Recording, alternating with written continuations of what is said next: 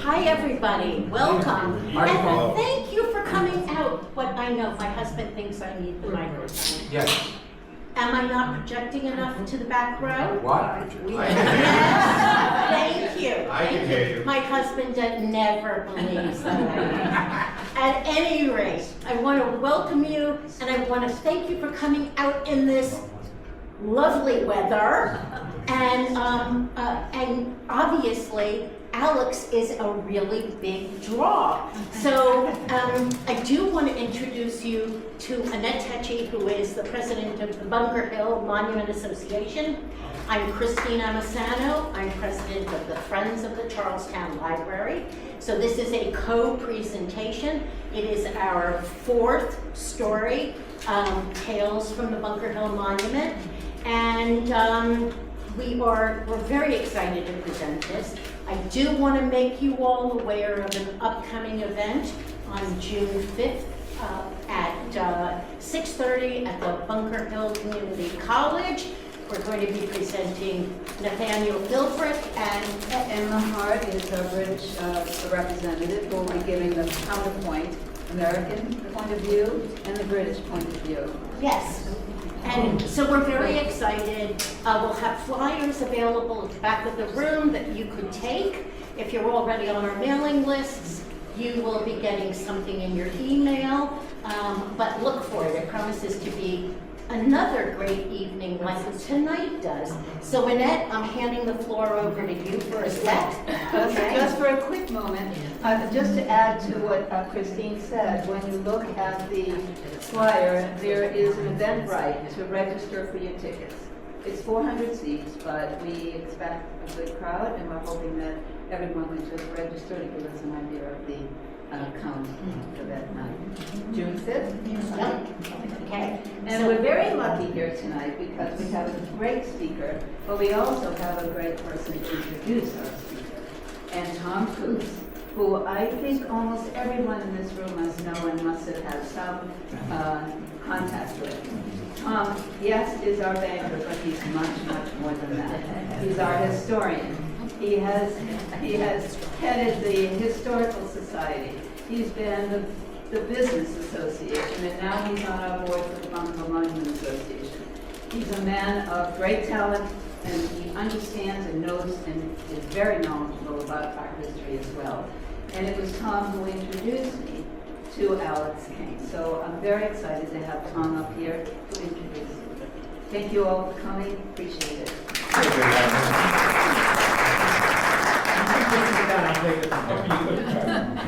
Very happy to see so many people here tonight. Can you hear my voice? Yeah. All right. I didn't think you'd have a problem. I'm so happy to see so many people here tonight, especially on this miserable night. But it's well worth coming out in the rain to hear Alex. I've known Alex for almost 20 years, and he is such a fabulous speaker. He's so knowledgeable. But let me tell you a little bit about what I stole off of the internet, which is not how Alex got the information here tonight. So it's a little different. Alex Cain is a historian and educator with a strong focus on the American Revolution. He holds degrees from Merrimack College and New England School of Law, where he earned a Juris Doctorate. Alex is a well-respected and highly sought-after speaker who frequently lectures on military and social influences of April 19, 1775. He is considered one of the leading experts on the role of Massachusetts and New England in the American Revolution. Alex's work has been featured in various publications, including the Journal of the American Revolution. His blog and podcast, Historical Nerdery, and if you haven't heard it, go and listen to it, it's great, provides an insight into the American Revolution's civilian experience, often focusing on the perspectives of child witnesses. He has authored 2 books and numerous articles on the War for Independence. He was one of the contributors to the Journal of the American Revolution's 2016 Teacher's Guide. Alex has been an instructor at several historical sites, including Minuteman National Park, Adams National Park, the Lexington Historical Society, Buttonwood Museum, and Fort Ticonderoga. His lectures include a variety of topics, including the American Revolution, the American Civil War, the Great Depression, immigration, civil rights, archaeology, and the impact of material culture. Alex resides in Massachusetts with his wife and 2 children, who he affectionately refers to as the boy and the girl. And we're very fortunate to have the girl here tonight, Abby, his daughter, who just graduated. And so we're happy to have Alex's daughter, Abby, here, who has a very tight social schedule, but she's here supporting Dad, which is great. And on a personal note, as I said, I've known Alex for almost 20 years, and when I started the Charlestown Militia, Alex was very instrumental in giving me information on the Massachusetts Militia and clothing and equipment, and drilling us and helping us to form the group and allowing us to reenact and do some things with this group. And by the way, Alex is also a member of the Lexington Minutemen, Captain John Parker's group. So tonight, ladies and gentlemen, please put your hands together for Alex Cain.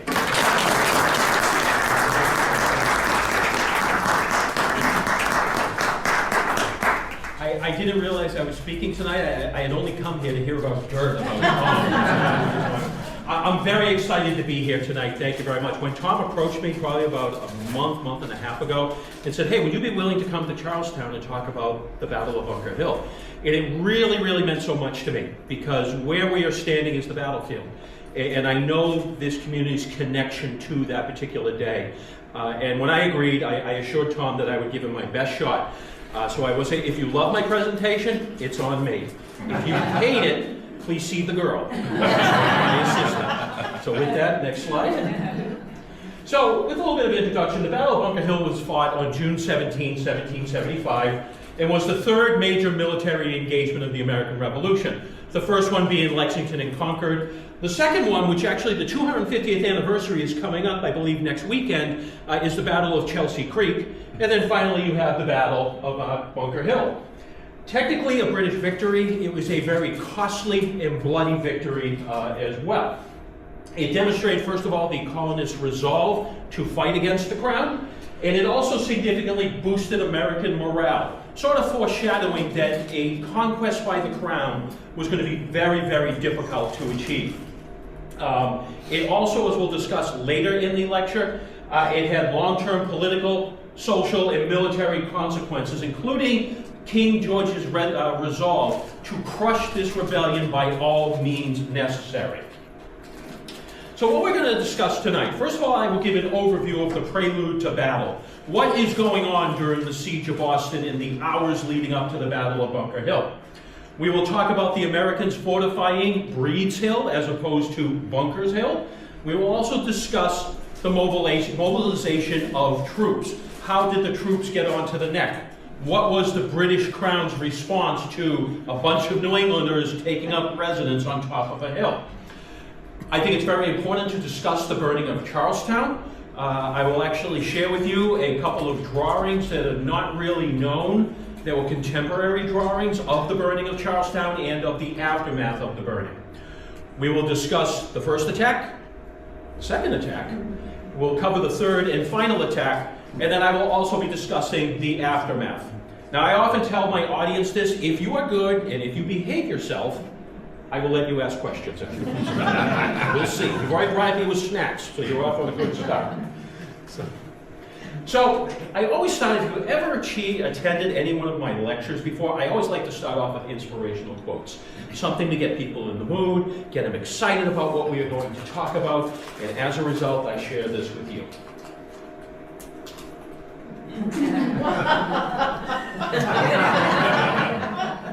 My wife is from the Boston area, so she kind of grew up on the Red Line.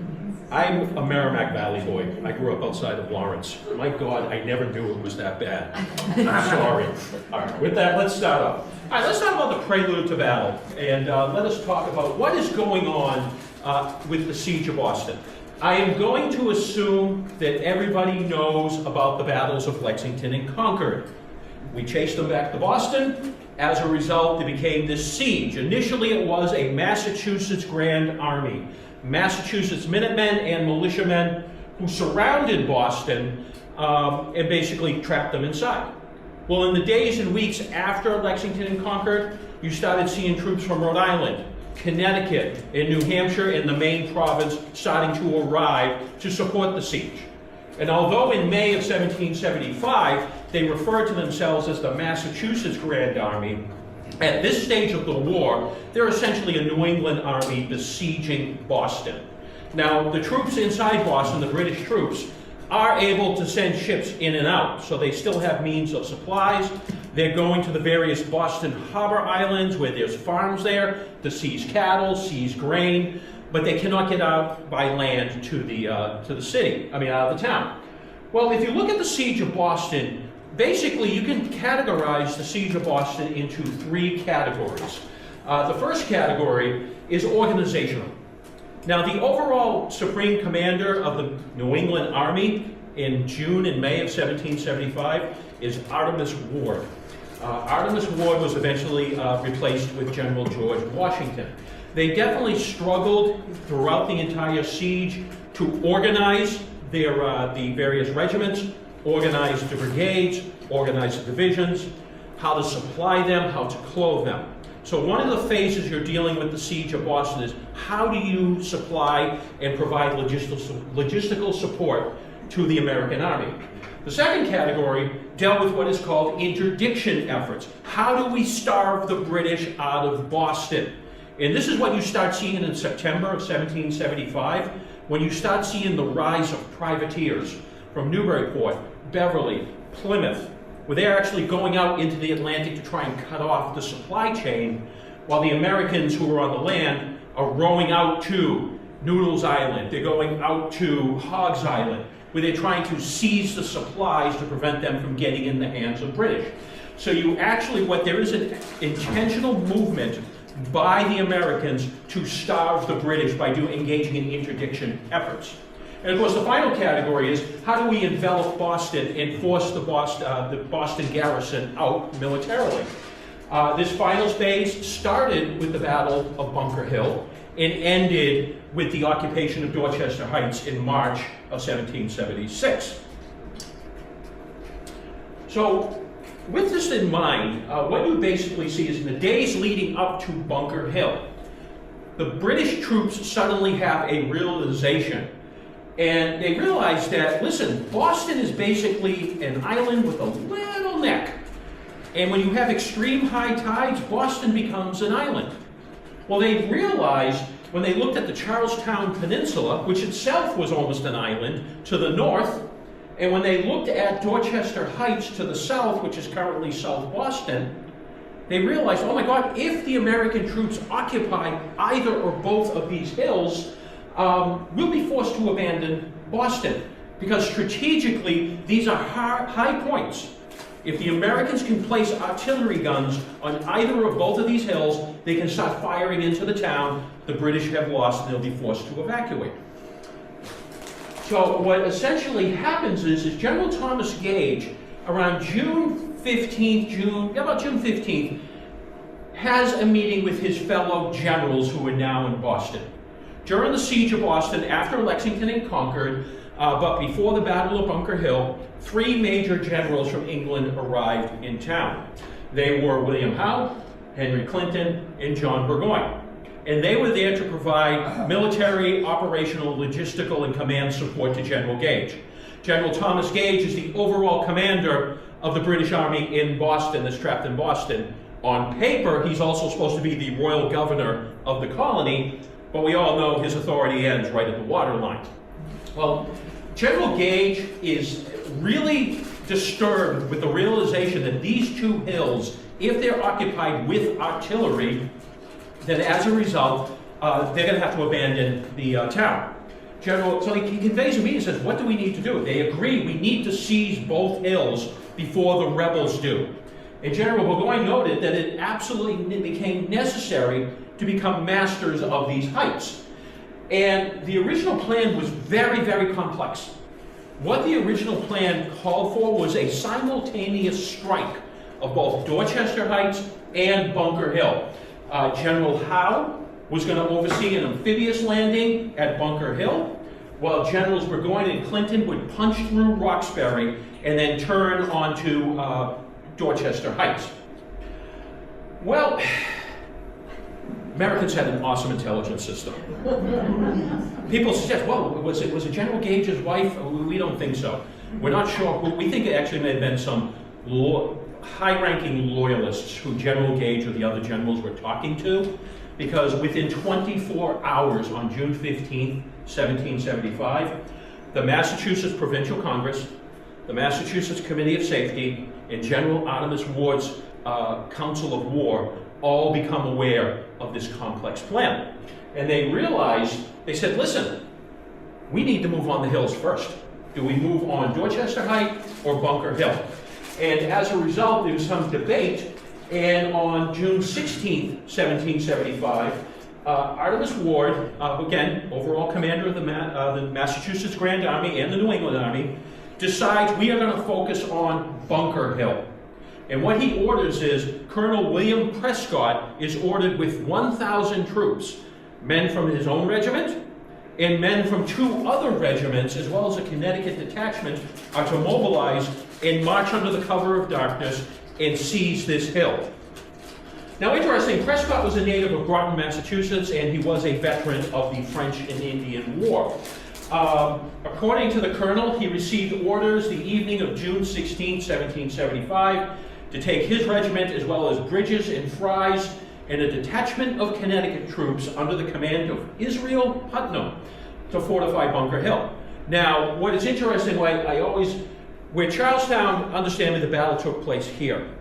The Merrimack Valley, up my area, which is up in Essex County along the New Hampshire border, also has a special relationship with Bunker Hill. Because most of these regiments that are going up there to fortify that hill are from the Merrimack Valley. Bridges' regiment is what's now today essentially from Westford to Lowell region, including Drayton and Tewksbury. Fry's regiment is from Andover all the way up to Salisbury. And Prescott's regiment is a sort of a weird mix of New Hampshire troops and Merrimack Valley troops. So there's a very strong connection with your core groups that are fortifying this hill of the Merrimack Valley. Next slide. My intern's doing awesome, isn't she? Yeah, let's give her a hand. I promised my wife I wouldn't embarrass her, but don't worry, I'm going to take you out for a nice meal afterwards. Well, they arrived at the peninsula that same night, so June 16th, probably roughly about 11 o'clock in the evening, they are starting to arrive at this hill. And immediately Prescott calls a council of war, where he brings in the colonels, the majors, the captains, as well as Israel Putnam, all together to decide where they're going to actually dig in. Now, fortunately, this detachment was going out. They actually had engineers with them. So there were going to be people who were trained in siege fortification to lay out the lines to build this fortification. Well, they made this decision that they're going to bypass Bunker Hill and go for Breed's Hill. Bunker Hill was 110 feet in height and was the closest to the route back to Cambridge.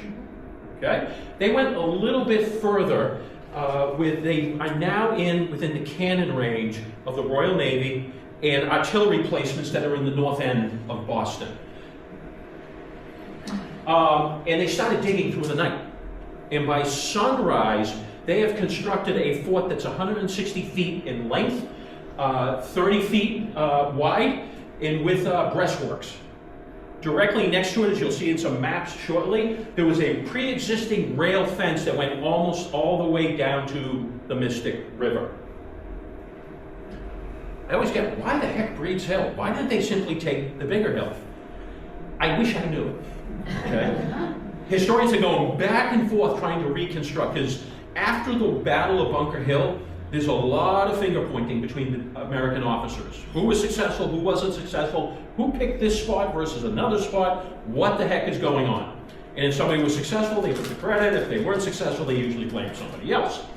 Well, trying to see what was the rationale why. Well, there's a couple of theories that have come out. The first one is essentially, thank you, Breed's Hill was closer to Boston. And as a result, His Majesty's Royal Navy would be more likely exposed to American artillery fire. The north end, where the British cannons were, would also be more likely exposed to American fire. But there's a catch to it. If they start exposing themselves that closer, they are most likely going to force a military confrontation. So there is this belief that the Americans basically, when they had that council of war, they were basically saying, hey, we're going to pick a fight. And this is why they went a little bit further. But the problem is, you had, and it came out during the battle, you had Americans being risked of being cut off because they're further down in the peninsula. It's further to get up to the neck to escape, and as a result, the Royal Navy can easily rape them. Regardless of the decision, the colonists advanced to Breeze Hill and began to dig in. And according to Colonel Prescott, we arrived at the spot the lines were drawn by the engineer. We began the entrenchment about 12 o'clock and planned the work with all possible expedition. Well, you would think they might be a little quiet, but it was very difficult to conceal what they were doing. And by dawn, lookouts on the Royal Navy warships and sentries in Boston quickly look up at Charlestown and say, what is that on Breeze Hill? It's a fortification. And as a result, and they realize this fortification is within cannon range of Boston. So immediately the Royal Navy and the artillery in the north end open fire on this redoubt. It immediately wakes up the countryside, wakes up the residents in Boston. And according to Colonel Prescott, he stated, just before sunrise, when the enemy began a very heavy cannonading and bombardment. Now I want you to think about this. We're going to talk about the rate of fire that they were firing in a little bit. But this is constant. It starts basically about 5 in the morning and is constantly going to almost 1 o'clock in the afternoon, where these American troops are in a redoubt, constantly being subjected to fire. Massachusetts militiaman Peter Brown, who was part of Prescott's regiment, would later describe the ferocity of the morning bombardment. For about 5 in the morning, we not having more than a half our fort done, they began to fire pretty briskly for a few minutes, then ceased, but then soon began again, and fired to the number about 20 minutes. There's a reason why they're doing that, and I'll come back to that in just a second. They then ceased fire till 11 o'clock when they began to fire as brisk as ever, which caused many of our young people, country people, to desert, apprehending the danger that they were in, and those who remained began to dig even more diligently. Why are they breaking in between these firing? I suspect it's the British trying to what's called range their cannons. They're trying to determine, when they fire, okay, we overshot the redoubt, let's readjust our cannon's angle, let's fire again. They also wanted to heat up the guns. A cold gun, a cold cannon, is not as accurate as a hot gun. And so I think this is part of the reason you're seeing some of the cessation, is because they're trying to range their guns and determine the appropriate target. Well, as the bombardment continued, they're constantly pounding the American redoubt.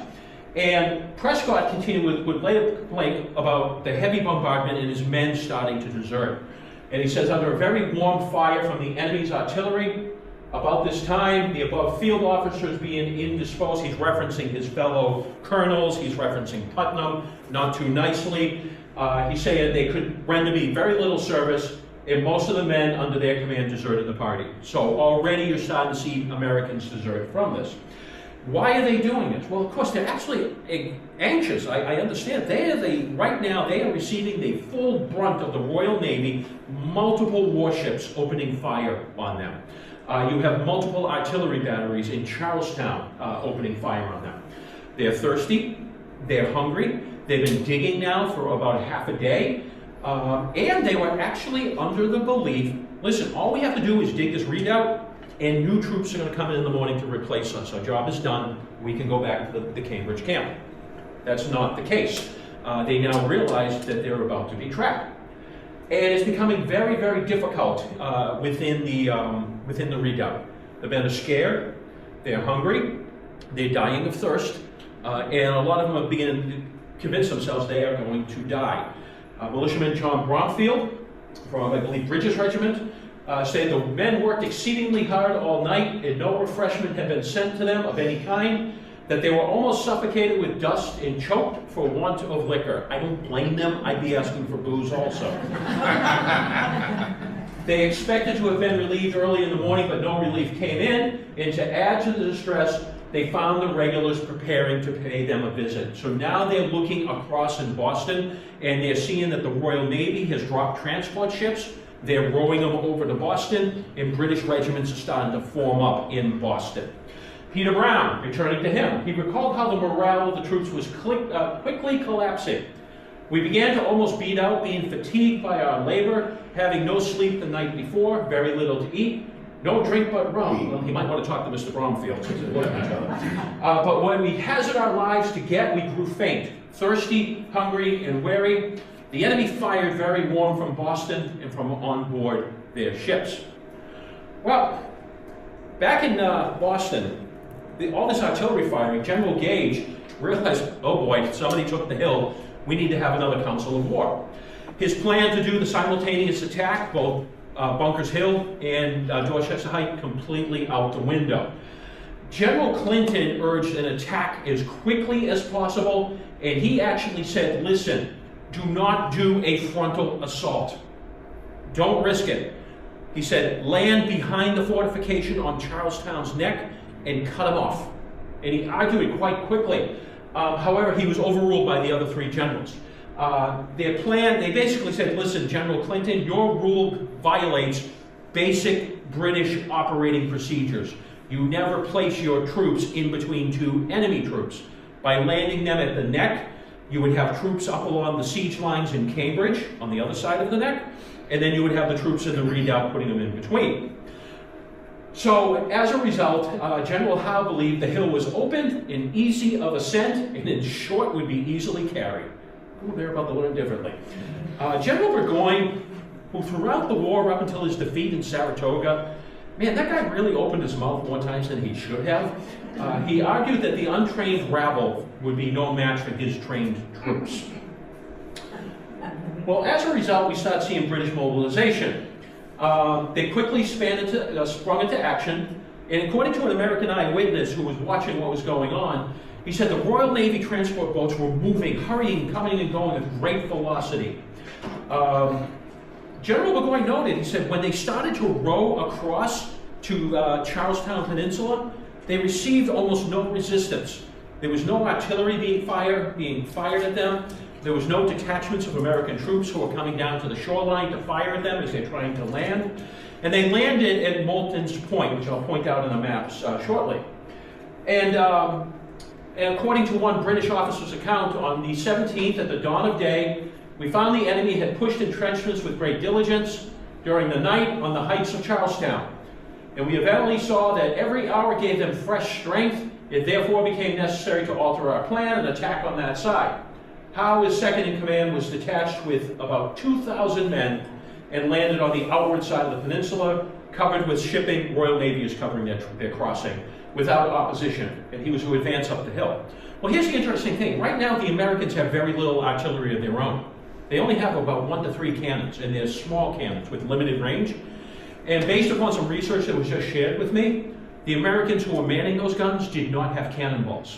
They were loading their cannons with musket balls. So on the one hand, it was equivalent to what's called grape shot, which is like firing a shotgun to decimate as many troops as possible. But they lacked the necessary munitions to basically stop the crossing from taking place. So basically, as you can see, what you have here, Royal Navy is basically leaving Boston. They're swinging wide, and they're landing on Moulton's Point. Between midday and 2 o'clock in the afternoon, first wave crossed over to Boston and landed in Charlestown.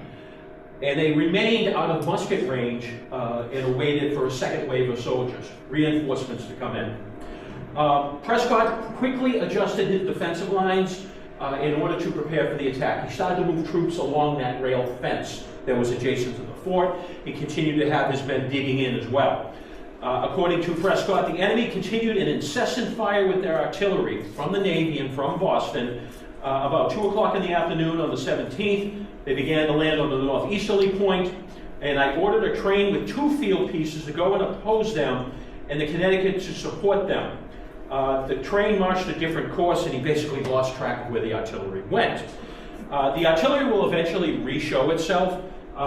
The fortification is here, the rail fence is up here. The artillery basically swung wide and basically took a position along the rail fence, as we're going to see in a few seconds. Now here's, we're going to be focusing on one particular militiaman from time to time as we continue on the talk. But New Hampshire is basically the first non-Massachusetts, right, well, the second non-Massachusetts, but they enter the fight. General Ward was notified in Cambridge that, respectfully, the poo was about to hit the fan. And then the enemy is preparing an assault on Breed's Hill. And he quickly ordered without delay several regiments down to assist. Well, the first one to respond to assist was Stark's regiment. was under the command of Colonel John Stark, which essentially was the Rockingham County area of New Hampshire. As the men approached Charlestown Neck, which is a narrow strip of land, as I mentioned, the HMS Lively, which is a 20-gun ship, which means when they were trying to cross, there was at least 10 cannons facing them, opened fire and began to rape them with both artillery pieces and grape shot.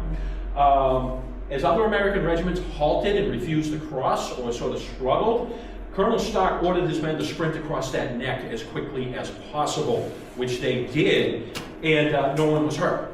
Miracle that happened. The militiaman we're going to focus on from time to time during our talk is Moses Trussell.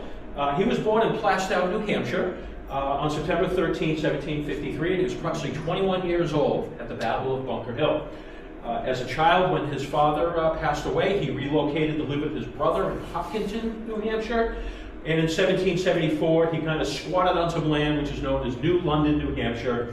And because he squatted on the land, the local historians up there say, well, that qualifies him as the first pioneer settlers of the community. In 1775, he enlisted in Captain Isaac Baldwin's company of Colonel John Stark's regiment, and he was with the company when they crossed the neck on June 17, 1775.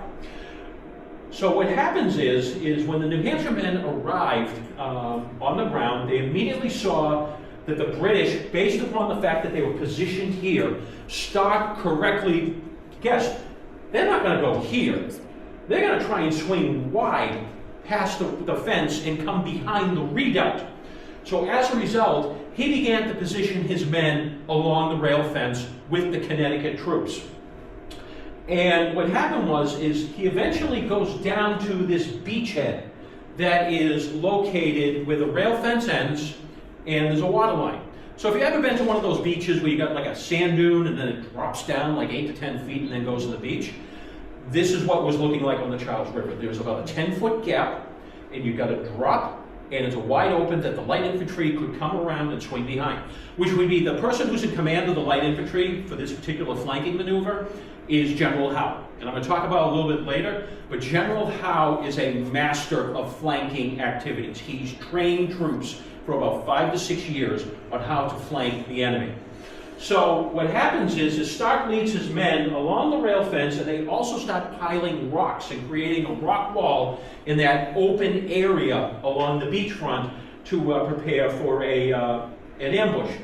And they began to simply trying to stuff straw and hay and everything into the rail fence just to create a camouflage. It's not going to stop a musket ball, but it's going to create some camouflage. And after the fortification was constructed, he put his men in 3 ranks deep. Now here's the interesting thing. When we say 3 ranks deep, it could be 1 line of men, then a 2nd line of men, and a 3rd line of men when they fire a volley all together. Or they could have 3 rows of men along the way. I suspect it's the 2nd, and the reason is because there's a gentleman named Timothy Pickering who wrote a drill manual in 1774.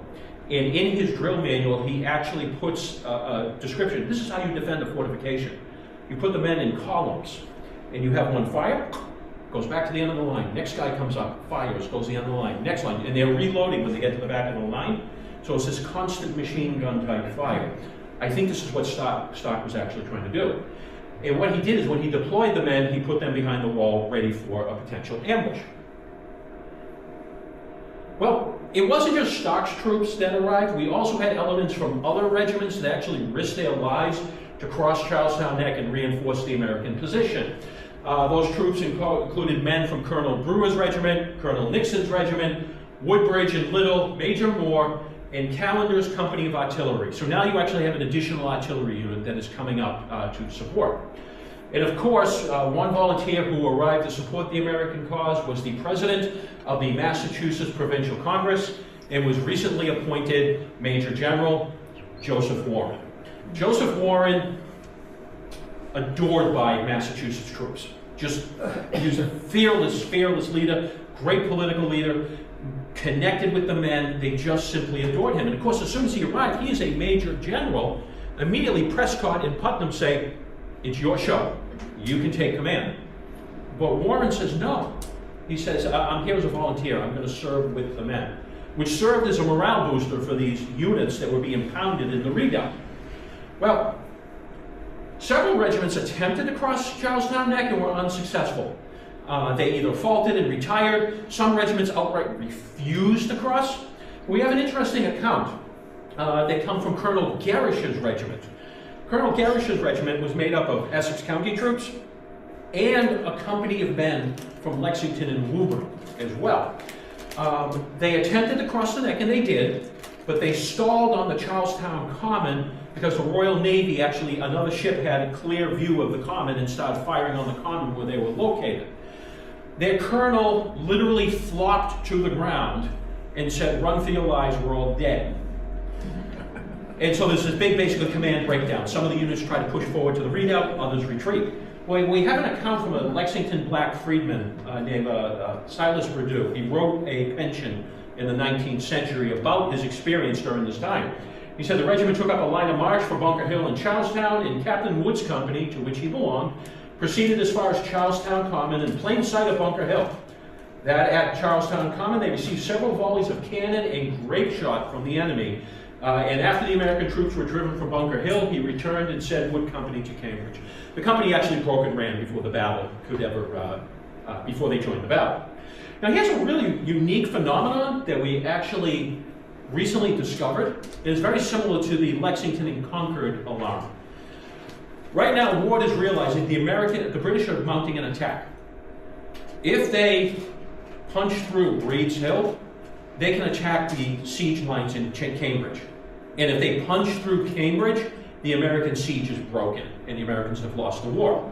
So General Ward instructs the Committee of Safety to send out alarm riders throughout the countryside asking for militia companies to mobilize. They spread the news. They went basically throughout Essex County, Norfolk County, and Middlesex County, saying, listen, we need every available militia company that is not currently serving at the Siege of Boston to mobilize, get your butts to Cambridge to shore up the Cambridge lines in case the British punch through Breed's Hill. One of the companies, as a little side note, was Captain John Parker's Lexington Company. This is a company that was defeated at the Battle of Lexington roughly 2 months earlier. Despite having devastating losses at the Battle of Bunker Hill, Captain John Parker personally led 64 men, marched them in a forced march to Cambridge to help man the lines. Now, while this is going on and now the British are getting ready to attack, General Howe anticipated sending his forces in 2 thrusts. The first one was I was going to talk about along that shoreline, along the Mystic River. Get up to that rail fence, swing behind and take the fortification.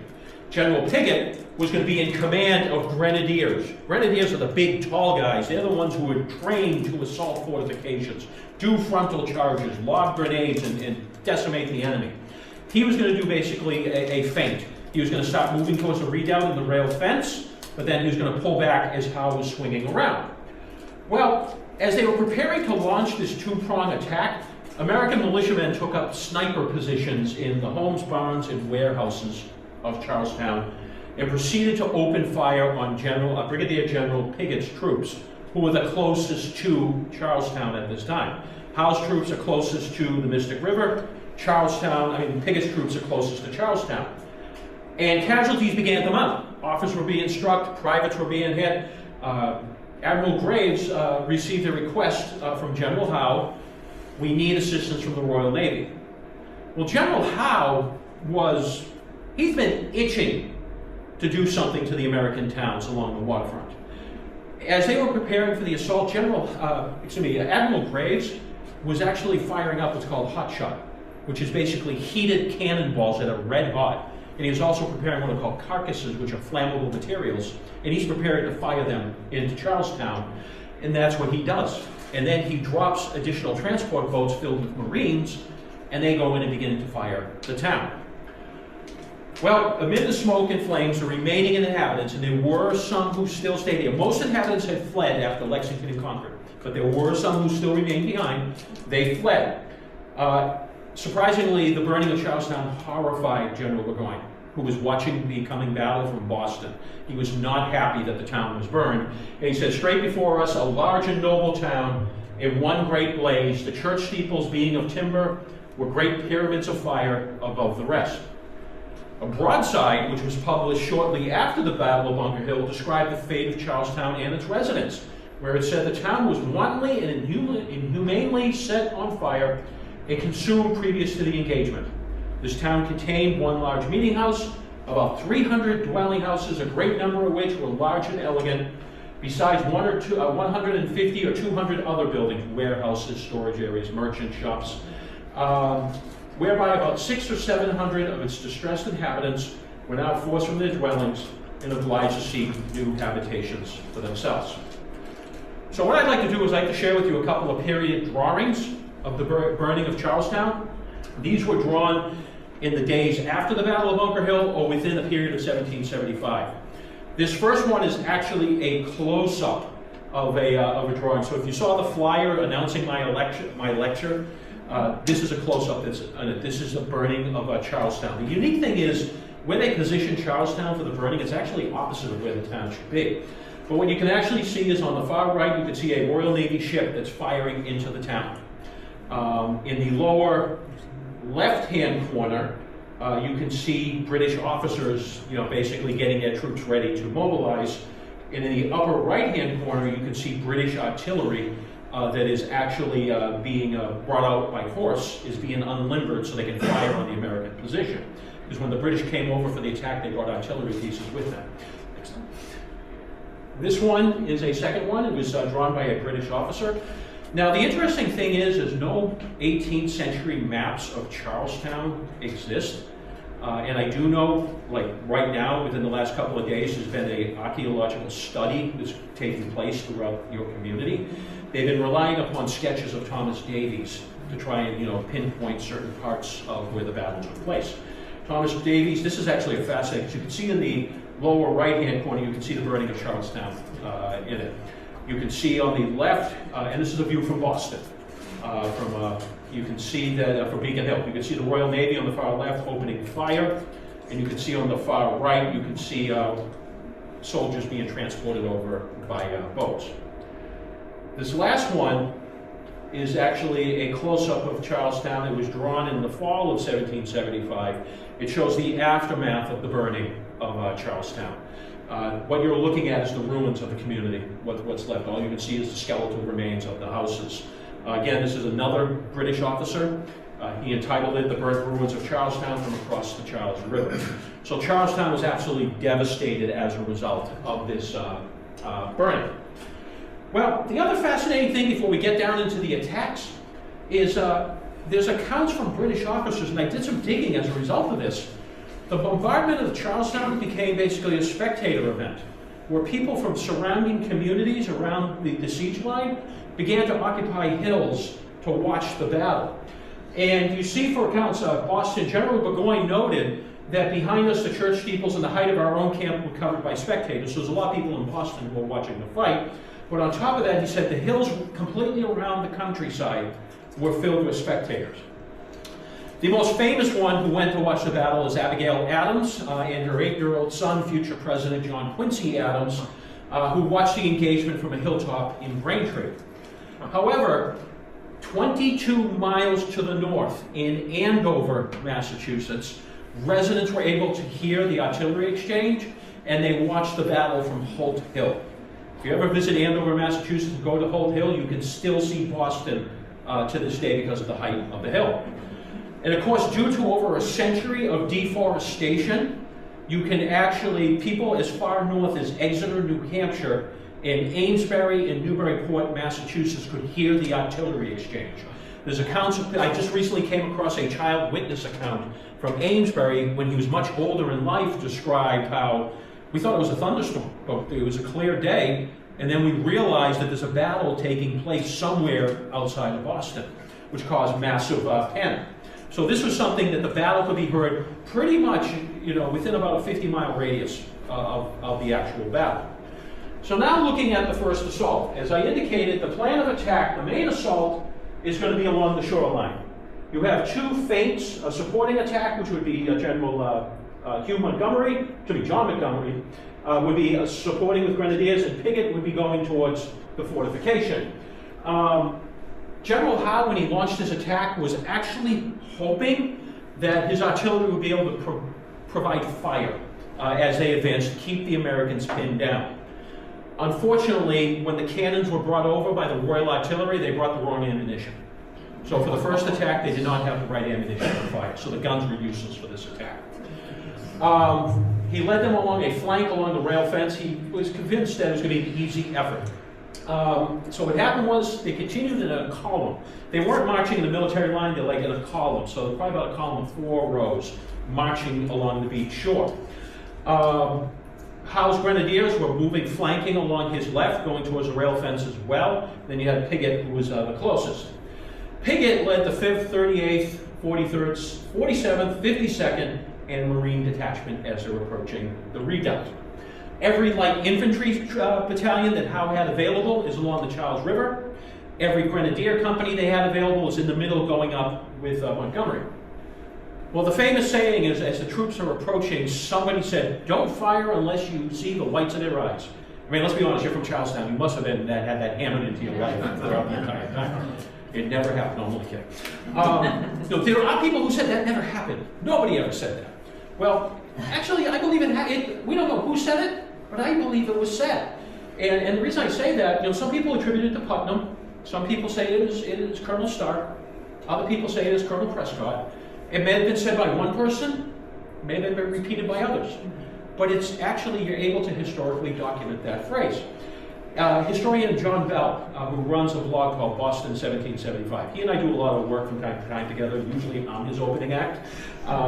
He pointed out that holding fire as long as possible till the enemy comes as close in is a Royal Navy command tradition. And according to newspaper accounts that John Bell found from the 1750s, Royal Navy officers repeatedly told their men to hold their fire until they could see the white of their enemy's eyes. So whoever said it, okay, it definitely, something was said, because the Americans held their fire to the British were almost on top of their position. Now, as the British are approaching, particularly the Grenadiers and Piggott's troops, it's not this easy march that they thought. They actually thought that, if you see drawings where it's like maybe a nice lawn going up the hill, or maybe only ankle high, like this drawing here is about ankle to, calf high grass. No, this was a hot mess they were going up the hill. They were marching through waist high grass. They was concealing a lot that was underneath them. Boston National Historical Park went back and looked at various records. They determined the hay on the hillside had not been hayed or mowed.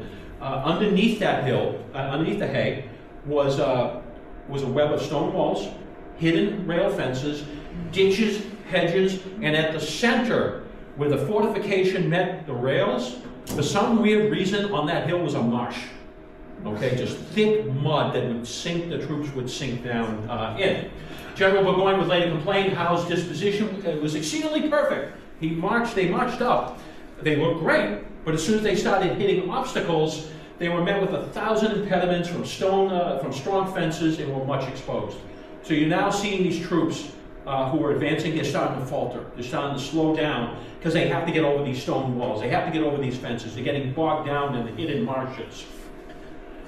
Well, as the light infantry column was His Majesty's 23rd Regiment of Foot Light Company, also known as the Royal Welsh Fusiliers. Royal Welsh Fusiliers saw action in the afternoon at Lexington and Concord. Stark ordered his men, as they closed within range, to all basically kneel down or lie down on the ground until the troops were as close as possible. They waited until the troops were at point-blank range to them, and they sprung up, and just poured volleys right into the light infantry. And it was a constant rolling fire into the face of the Fusiliers. The first couple of volleys were so serious that over 90 men from the Royal Welsh Fusiliers were cut down in the first volleys, either killed or wounded. This completely caught the 23rd off guard, and a lot of men started to struggle and fall back. Well, what you see is behind the 23rd Regiment of Foot is the 4th Regiment of Foot, the King's Own. They tried to push through the 23rd. So now you're getting a congestion clog of men trying to still push forward. Some are trying to retreat, some are trying to push forward. They suddenly are exposed to the heavy fire. They are decimated as well because of the fire. The remaining light infantry sees what happens to those two companies. They break and run. Now, one person will also ask me, well, what's the average size of a light infantry company? Usually it's around 100 men. So you can see what happened to the 23rd Regiment when they took that fire. They began to break and run. Well, you know, I was just recently informed of some research that was done. Because the thought was the British light infantry just ran back to where they landed and hid there. Well, there's a gentleman named Don Haggis. Don Haggis is considered one of the leading experts on the British Army. He came across a British officer's account of what happened to the light infantry after they broke and ran. Well, according to Don's research, the light infantry were basically running to the boats. They wanted to get back to Boston. The British officers were able to regain control of their men. They encouraged them, basically, rather than go and attack again, they said, let us support the Grenadiers as they're going up through the center. And they formed a line behind the Grenadiers. So they went from a column to a battle line behind the Grenadiers. And they began firing at the fortification from behind the Grenadiers. The problem was the fortification was out of musket range, but the Grenadiers were not. So as a result, the British troops started firing on their own men. So you have British light infantry who are now firing on British Grenadiers. And according to Lieutenant Colonel James Abercrombie, who is leading the Grenadiers, he basically said, our light infantry killed many of the Grenadiers. After ordering them to desist, the friendly fire stopped for about 8 to 10 minutes, but then the light infantry gave me a plumper and killed 2 officers and 3 privates. A plumper is 18th century military slang for a volley of lead. These guys just disregarded the commanding officer of the center of the British line, just kept firing. So now we have a point, and this is not the first occasion of friendly fire. I've encountered multiple incidents of friendly fire taking place during Lexington and Concord as well. Well, Howe's Grenadiers to basically Abercrombie and his Grenadiers, not only are they being attacked from behind, the rail fence and part of the fortifications is pouring fire into them as well, and they're getting decimated. At the height of the attack, James Abercrombie, the guy who's yelling at the light infantry, stop firing on us, is mortally wounded. He'll die a few days later, but he was well enough to write that account about the friendly fire. Pigot's attack also suffers a similar fate. He had to halt his force before the redoubt. They actually exchanged fire at close range, and then his men were exposed to heavy casualties as well. They too were also being hit by the remaining snipers in Charlestown as the community is burning, but they had to break and run also. Now, as Tom had mentioned, I always love child witness accounts. Right now I'm aware of, I think, 6 children who wrote accounts later in life about what they observed as children of either Lexington, Concord, or Bunker Hill. This is 10-year-old Dorothea Gamsby, who was a child loyalist. Later in life, after the war, after the siege of Boston, they fled to Canada. They remained in Canada. Eventually, when she was much older, in the 1840s and 1850s, she moved down into Maine. But 10 years old, she described what happened. The glaring host, the crashing music, all the pomp and brilliance of war. So she's describing the Grenadiers and Pigot's troops all advancing on the redoubt. She said, so the pomp and brilliance of war moving towards that band of rebels. Still they labored at their entrenchment. Every available window and roof was filled with anxious spectators watching the advancing regulars. Every heart, I dare say, throbbed as mine did, and we held our breath. So intensely we awaited the expected attack, but the troops drew nearer and the rebels toiled on. At length, one who stood conspicuously above the rest waved his bright weapon. An explosion came, attended by the crash, the shrieks of the wounded, and the groans of the dying. I screamed with all my might. It's a 10-year-old witness who had to observe this. Quick quiz. Who do you think the guy is who she saw standing on the redoubt? Most likely Prescott. Okay, because Prescott, there are accounts of Prescott to inspire his men not to flee, of him walking along the top wall of the redoubt, exposing himself to fire. So most likely she's describing Prescott. Well, the British retire back to the shores of Charlestown. They reorganize and we are going to attack. Well, this time the attack was, Howe said, I am going to try and attack the rail fence again. But this time, the main attack, most of my troops are going to attack the fortification. Focus on the fortification. Howe was kind of like, I got to swing around. I'm going to try one more time to swing around. Piggott was to assault directly while Howard attacked the rail fence. They formed again, and again, they're still not only going over all the obstacles I described, but now they're going over the dead and wounded as well, trying to get up to that position. Along the rail fence, now they're coming towards Connecticut troops. So you had on the extreme towards the shoreline of New Hampshire troops, now they're facing Connecticut troops. As with the first attack, Thomas Knowlton orders his troops, Charles Knowlton, orders his troops to hold their fire until they come within about 15 rods. Roughly, I think a rod is about 30 feet, so it's under 100 yards to hold their fire. Inside the redoubt, again, Prescott orders his men to hold their fire as well. Well, civilian spectators continue to watch from the battle. They're horrified about what they saw with the first attack. And this is the crazy thing. Another eyewitness who was watching the second attack described as the British troops came really close to the fortification, they described a continual sheet of lightning that danced along the earthworks, followed by an uninterrupted peal of thunder. These are the volleys that the Americans are now, for the second attack, are pouring into the lines. And the fire once again tore into the British line.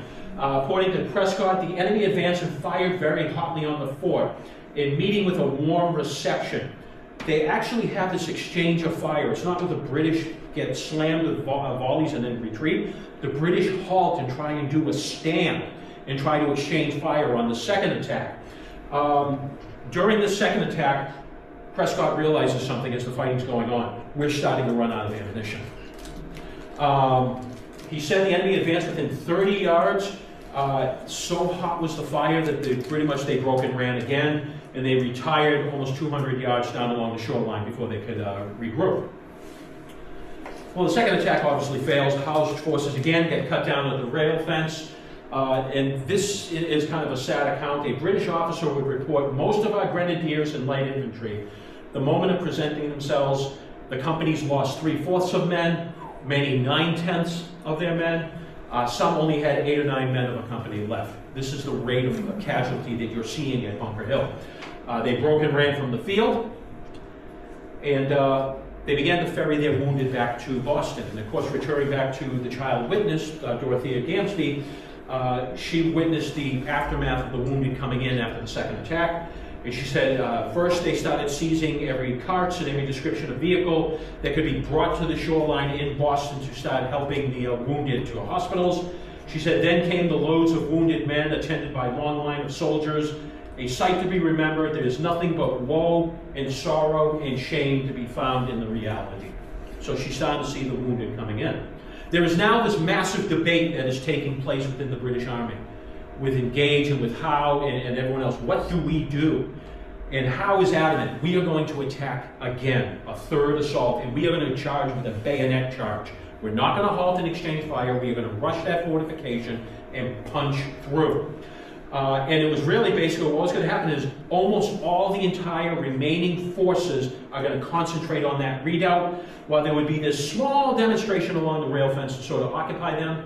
And now that the correct artillery ammunition had been brought over along the shoreline, they were going to start pounding the redoubt near the rail fence, hit the redoubt to try and soften them up. Reinforcements were rowed over. Approximately 400 men from the Marines and the 63rd Regiment were brought over to shore up the losses. And General Clinton, who was also in Boston, he went over with the reinforcements, but he stopped that cart of wounded that was Dorothea Gamsby saw and said, listen, if you're able to fight, I need you back in the fight. And he did. He convinced Walking Wounded to re-enter the fight as well. So as a result, there was about roughly an additional 600 reserves. Now, the men inside the redoubt are like, oh my God, we're surviving this. We're winning. We're winning. And of course, unfortunately, their celebration was short-lived. Because there was 3 issues. First of all, any reinforcements that were trying to come over are completely now cut off. There's no more reinforcements coming on. Royal Navy has completely raked the neck. There is nothing crossing the neck at this point. Men inside the redoubt along the rail fence are now starting to desert. They're either halting by the neck or they're risking their lives to get out. So the men who were the regiments trying to come in, they're stopping because they're seeing desertion and saying, we're not going to risk our lives. And worst of all, the forces along the rail fence and in the redoubt are almost out of ammunition. They're down to 1 cartridge, 2 cartridges, 3 cartridges. General Ward really tried. Israel Putnam left the redoubt, went up to the neck, trying to get people to cross. They couldn't do it because of the continuous bombardment. Lomi Baldwin of Woburn said, I went with some of our recruits to try and cross, but there were so many, a number of cannon shots that nearly struck me, we just couldn't cross as a result. Well, they advanced. The British basically said they fixed bayonets and they said, we are going to take this redoubt. And again, they are met with a heavy volley of fire and 2 or 3 rounds of heavy fire. Then it suddenly became very ragged and there's some spacing between the fire. Then there's sputtering and then there's nothing. And there's this dead silence for about 30 seconds. And then suddenly the Americans are throwing rocks, they're throwing sticks, they're throwing dirt, anything they can to try and stop it. Suddenly, the British let out this blood-curdling roar and rushed the redoubt. Prescott would later report that our ammunition, nearly exhausted, could only keep up a scattering fire. The enemy, numerous, surrounded our little fort and began to mount our lines, which means they're coming over all the walls. They're not just the frontal attack. They're swinging around the redoubt and coming across on 3 sides. We were obliged to retreat through them, and while they kept up a hot a fire as possible, we had very few bayonets, so as a result, they could not engage in hand-to-hand combat. The total time for the 3 assaults, almost 2 hours. From assault 1 to assault 3, we said we held it for 1 hour, about 20 minutes. Some people actually believe it was about 1 hour and 40 minutes that he held. And of course, one account, as the British soldiers and Marines came over the wall, there was a lot of hand-to-hand combat as they're trying to fight their way through. But quickly they broke and ran. One American militiaman described what it was like inside that redoubt as they were retreating. Militiaman Peter Brown, in a letter to his mother, said, the arrows of death flew thick around me. I was preserved while others were suffered to fall a prey to our cruel enemies. And the British, at this point, all bets are off. What you did for us for the first 2 attacks, it's payback. They came through that fortification looking for blood. One of the last British casualties towards the end of the attack was Major John Pitcairn. John Pitcairn was a Marine present at the Battle of Lexington. He's the one who famously said to the Parker's Company, lay down your arms and disperse. He was struck twice, being at the head of his troops as they approached the redoubt. According to a period account, before he was killed, he screamed out as they were charging the redoubt, now for the glory of the Marines, at which point he received 4 more musket balls to the body for a total of 6 shots striking him. And as he lay dying on the battlefield, being held by his son, he insisted that it was the Americans who started the Battle of Lexington. Interesting. Of course, the question is, who actually shot Major Pitcairn? You know, if you think, a lot of people will say it was Salem Poor or Peter Salem, both black freedmen or enslaved people who were fighting during the battle. There's a lot of debate on who actually did the account. And you know, it's kind of funny, a lot of people came out of the woodwork in the early 19th century and said, I'm the guy who fired the shot. And of course, you look at what regiment they served, if they served, they weren't even near the battlefield. They were trying to take credit. The 2 most notable, as I said, were Peter Salem of Framingham or Salem Poor of Andover. Again, referring to historian John Bell, he says Pitcairn was shot 6 times, so we don't know which one was the death blow. It's impossible to identify who the shooter was. Most of the provincial soldiers probably never had a clear shot of the Marines, and as a result, but the fact that John Bell says, listen, because they gave such stiff resistance for the first 2 attacks, they all contributed ultimately to John Pitcairn's death because they had to storm the redoubt. Well, we have to return to General Joseph Warren. He was one of the more notable men who remained in the redoubt. He was fighting a rearguard action. He was parrying British bayonets, so British soldiers are coming at them with his bayonet. He's parrying them with his officer's sword, which is a very lightweight, not a very durable sword. As he's fighting them off, he is shot in the head and killed instantly. Well, there's a historian and physician named Dr. Samuel Foreman. He wrote a book on Joseph Warren. It's an excellent book. I highly recommend it. He did a forensic study based upon images of Warren's skull, which was, I believe for a period of time, was held by the Masonic Society here in Massachusetts. He determined, based upon his professional medical opinion, that Warren was killed with a small caliber weapon, either an officer's pistol or an officer's fusil. So they believe it was an officer that shot and killed him. Sadly, his body was then desecrated. It was stripped of his clothing. He was bayoneted multiple times throughout the body, so he was not recognizable, and then shoved into a shallow ditch. British Captain Walter Lowry later said he stuffed the scoundrel with another rebel into one hole, and therein his seditious principles may remain. Well, in the aftermath of the fight, defeated New England forces made a mad dash towards Charlestown Neck to escape. It's complete pandemonium. We do believe maybe Bridges' regiment, elements of Bridges' regiment, elements of Bridges' regiment, and Fry's regiment, and maybe Nixon's regiment may have covered the retreat, but most of these men are just running to get across that neck and survive. They will abandon their packs, they'll abandon their cartridge boxes, their weapons, their canteens, their personal belongings. They're stripping off everything they can to get off the field.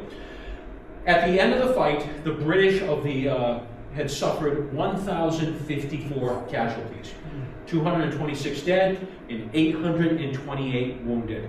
Almost 50% casualty rates. This is one of the highest casualty rates per distribution of troops for the entire history of the British military, even including World War I, okay? Based upon the number of troops on the field versus the number of casualties. It included 100 commissioned officers, which are a significant portion of the officer corps in North America. Basically, General Clinton would later remark in the days after the battles, a few such victories would shortly put an end to the British dominion in America.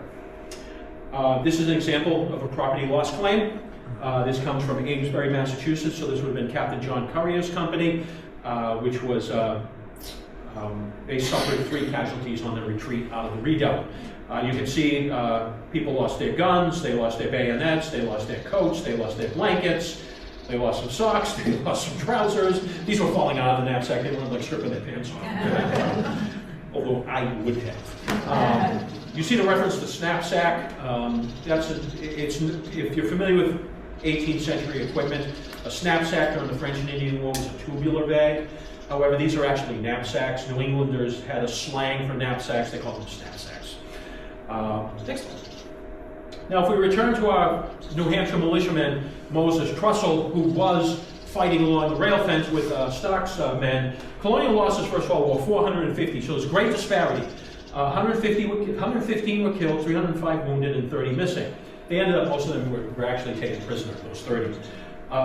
Most of those casualties came during the retreat off of Charlestown Neck.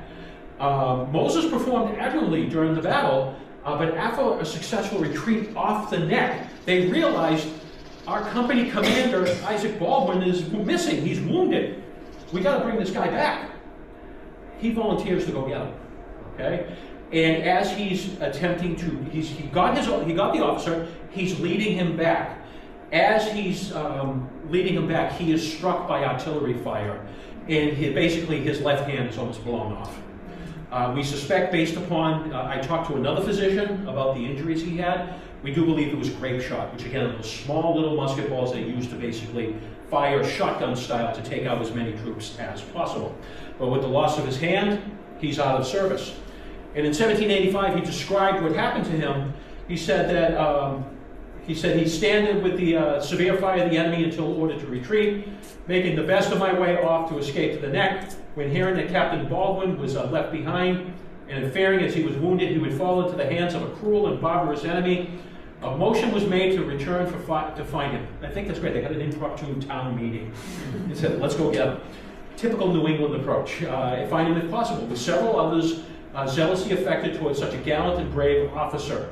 And in my search, had the misfortune to be shot from the enemy, to lose my left hand, being shot off, that I only had a little skin and a few tendons left. Lost the entire hand. And afterwards, he was brought to a surgical station once he got off the neck at Plough Hill, which is in the Cambridge area, at which point they cut off the remaining and basically sealed off the wound where he lost his hand. And again, here's Moses Trussell's lost property statement that he claimed. He lost 2 pounds and 2 shillings worth of stuff. When you take a look at it, he lost a coat and jacket. Well, the reason that stands out, that leads me to believe that probably a surgeon just simply ripped off his clothing to prepare for surgery and just cast it aside and it was tossed somewhere. So he lost the coat and jacket as part of surgery. And leaving with the desecration of George Warren, it got even worse, because a couple of days after the battle, in a letter to John Adams, Benjamin Hitchborn describes how British Lieutenant James Drew of the sloop Scorpion, which was heavily involved in the bombardment of Charlestown and Charlestown Neck, they landed the crew ashore and desecrated his body.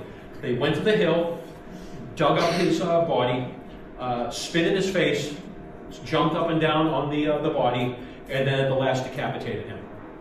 Then they kicked the body back into the grave and left it as it was. Again, this would serve as a rallying point for a lot of the New England troops afterwards. They were furious. Well, what are some of the consequences of the Battle of Bunker Hill? In London, the casualties absolutely alarmed the military establishment. They were horrified at what they saw.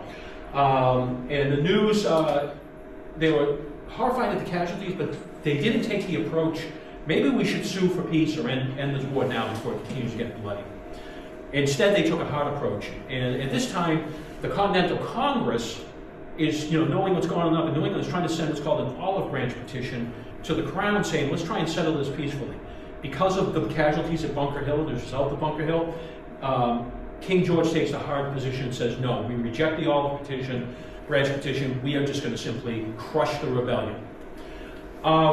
General Ward, unfortunately, got a little bit of blame, even though he did his best to try and provide reinforcements to the battle. When General Washington arrived in Cambridge in July, he replaced Ward as the commander. Because of the defeat at Bunker Hill, General Gage, the overall commander of the British forces, and the royal governor of Massachusetts is recalled. And he's basically said, you failed, you're fired. They bring him back. General Howe assumes command of all the forces in North America. Well, because of Bunker Hill, he never wanted to have a repeat of Bunker Hill again. So if you take a look at the Battle of Brooklyn Heights in 1776, where you have the Americans in fortified positions on Brooklyn Heights, he refused to attack because of what was in his mindset of Bunker Hill from the year previously. So he never led to doing another attack of an American position. So he sat in Boston for the remainder of the siege. Washington lacked supplies. There were still continuous issues of lacking full supplies. He could never mount another offensive. And as a result, the siege of Boston devolved into a stalemate until March of 1776, when artillery pieces from Fort Ticonderoga were placed on Dorchester Heights. And as a result, Howe had no choice but to evacuate Boston. Now, as my final commentary, I'm going to leave Moses Trussell with the last words for the battles of Bunker Hill. After he was brought to Cambridge, he was then brought to Medford, where he was under the care of a Dr. Williams. And this is part of his pension application in the early 19th century. He said that his mother traveled down from New Hampshire to visit him to help take care of him. She stayed for about 3 weeks. And after about 7 weeks, he was removed to a Dr. Kittredge, who was the surgeon for Fry's battalion, which fought in the Redoubt. And Dr. Kittredge is also the person who identified Joseph Warren's body based upon the dentures that Paul Revere had given him at one point. He stayed there for about another 20 days, and then he went to Hampstead, New Hampshire to stay with his brother, and then eventually he worked his way home. When he arrived home in the years afterward, because he's now a wounded veteran, he can no longer serve, he actually has a pastor in the town that takes sympathy on him and teaches him how to become a teacher. And so for several decades afterwards, between the pastor and his mother, he became a teacher of the local school children in the area. And he noted that he was invited to teach a small school, but with the help of which, and my kind mother's assistance, I continued along till at length, the great arbiter of life and death called his mother home, and now being destitute of a father and a mother on one hand, I should take it as a favor to have a place among other sharings in the public benefits, as duty bound your petitioner ever pray. He basically, at the end, even though he was a teacher, he did have to apply for a pension to try and get some additional financial support, because teacher salaries then and now are not that generous. So with that, thank you very much.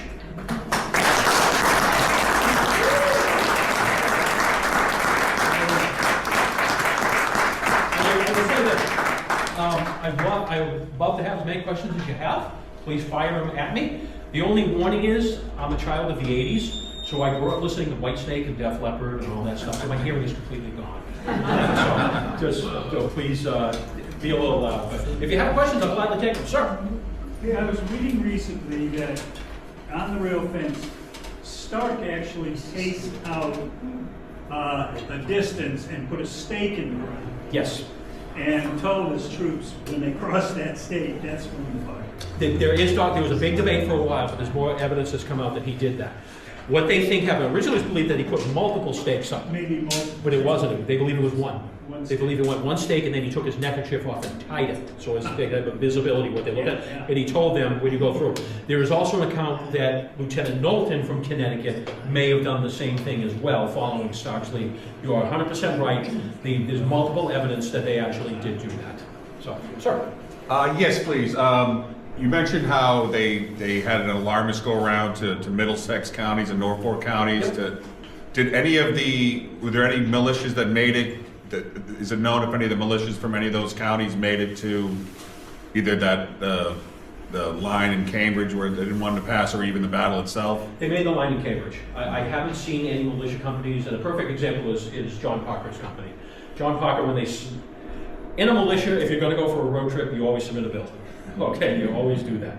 And so the evidence I've seen from Parker's company is they marched about 2 o'clock in the afternoon. It was a forced march.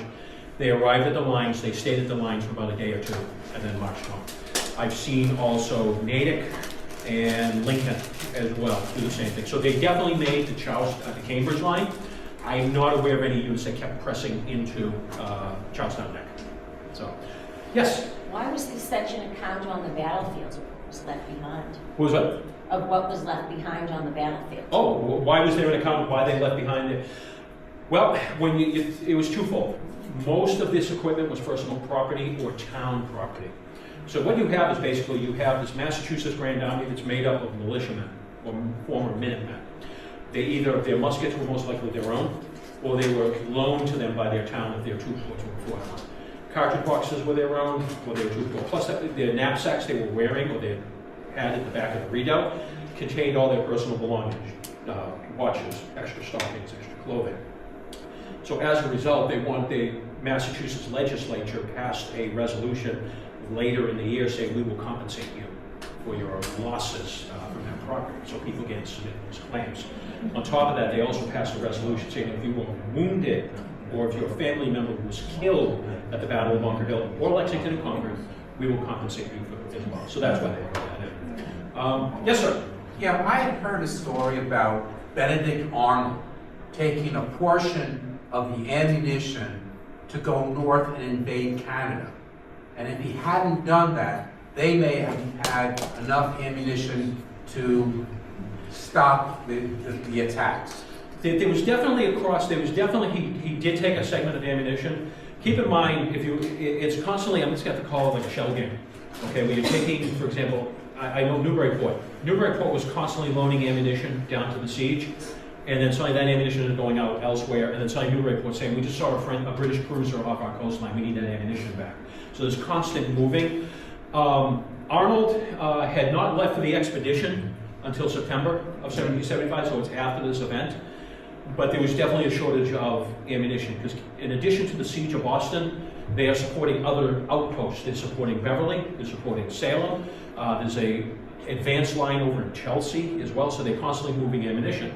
But the one issue that was the bigger problem relative to ammunition, everyone basically had a different type of gun. Yeah. You might have had some guys who had French pattern 1728 guns. Person next to him had a French Fowler. Next guy next to him had an English Fowler, and each of them had a 75 caliber, 50 caliber.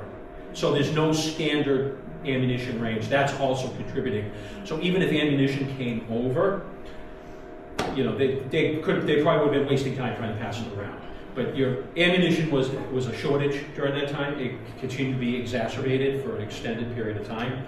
It wasn't until early '76 when the Nancy was captured, which is a British supply ship, which they captured multiple cannons, multiple ammunition, multiple guns, that suddenly the Continental Did Army they was- standardize the muskets at some point during the American? Did they standardize the muskets? Yeah, yes, they did. They did. By about '77, the French are pouring in patterns 1763 and 66 infantry guns.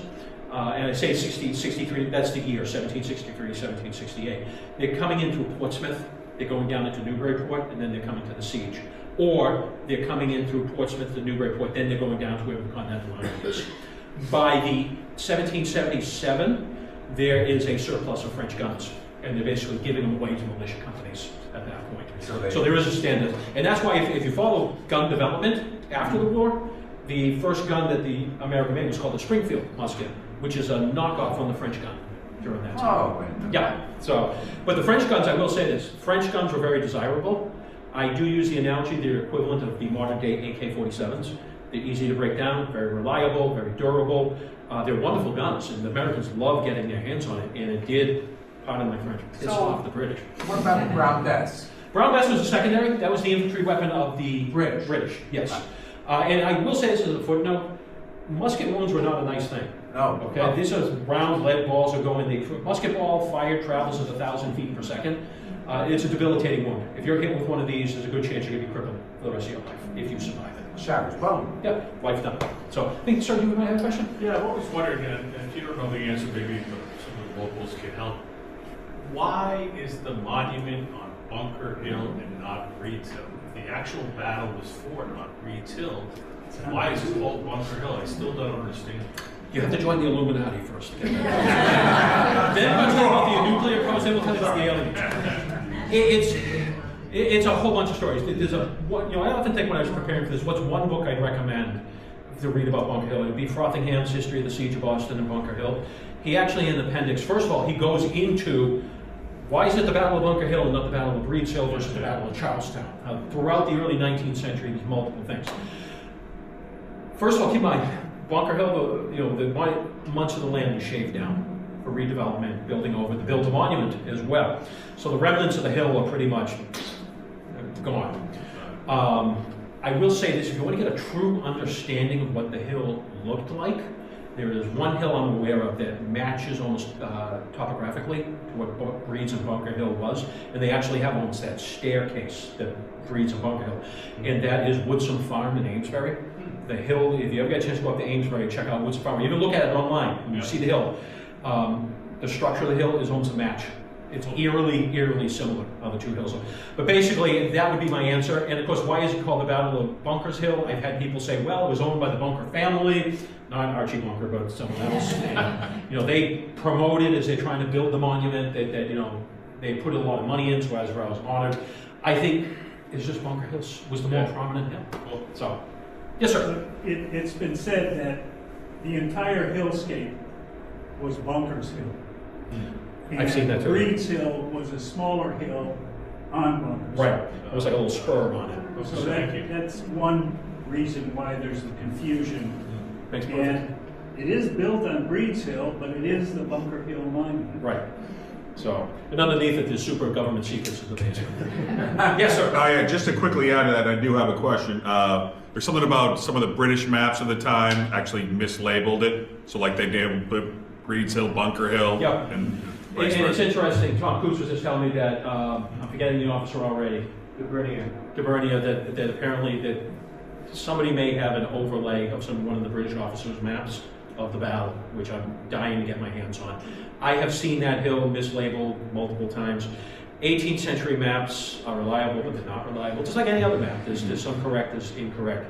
Depends on who drew it, who's providing them information. But I definitely can tell you, I've seen mislabels as well.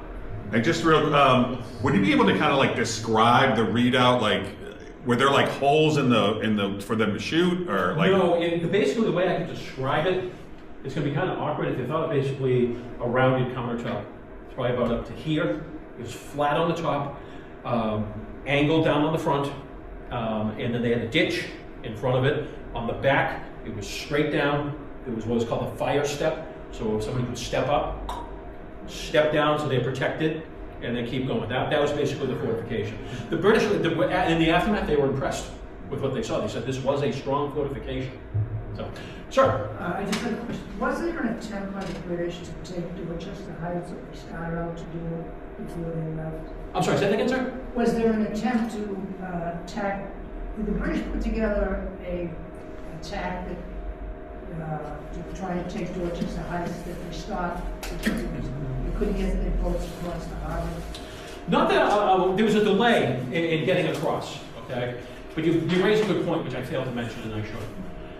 In the aftermath of Lexington and Concord, when the British were going back, when they reached Charlestown, they were being ferried into Boston, they built, in the days afterwards, a temporary redoubt that was on Bunkers Hill, facing towards Cambridge.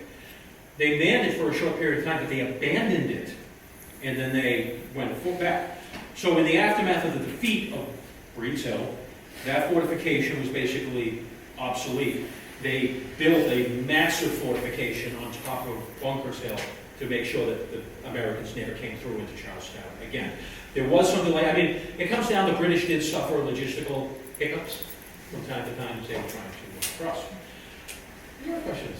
You understand, I have to take my daughter for dinner after this. You're doing a great job. So I'm trying to delay this so that she'll come and say fine or go to McDonald's.